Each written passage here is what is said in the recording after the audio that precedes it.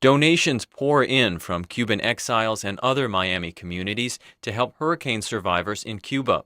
The headquarters of the Daughters of Charity is at the center of the relief drive.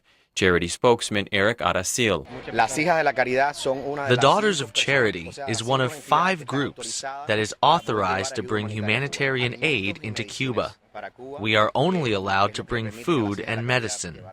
So far, the Catholic group has sent several containers to Cuba, which tightly controls imports.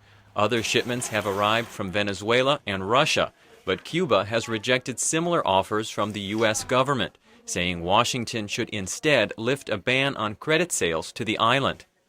On a recent trip to Miami, Commerce Secretary Carlos Gutierrez repeated an offer to provide more than $5 million in supplies, and he accused Havana of playing politics over the U.S. trade embargo. We don't understand what can be so important that it is bigger than the well-being of the people in Cuba. There are people in Cuba who are suffering. Many Cuban Americans still support the 46-year-old embargo, but there is growing opposition to restrictions imposed by the Bush administration on remittances and family visits to Cuba.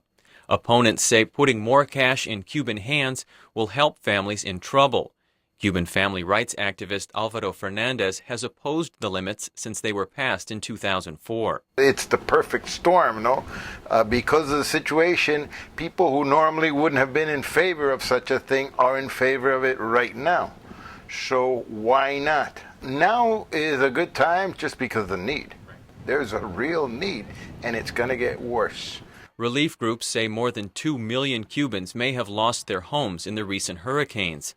The storms also ripped up crops, flooded businesses, and destroyed roads and power lines.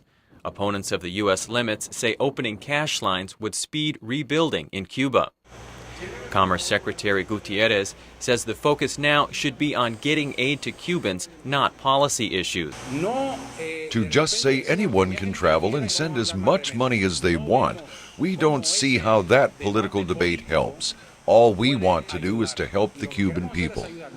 Even with a temporary lifting on remittance limits, there is some concern about what impact U.S. dollars can have, says longtime exile Nerida Otero. We send money, but that is not going to fix the situation, because there is nothing to buy. So we buy food to bring here to send to Cuba.